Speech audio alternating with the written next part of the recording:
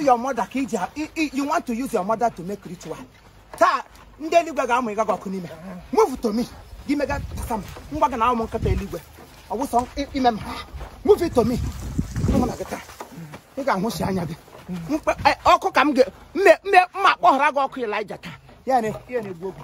The next time, in a really way. I wouldn't know mom of move it on to me. As I in a battle is not mine, but mine. Yawaga, how would you no guy? Victor, the father, little flag.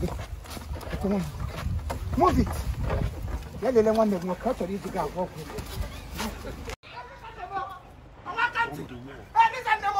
Oh, man, I can't you. Get you.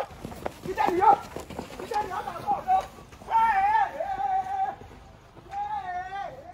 Thank you.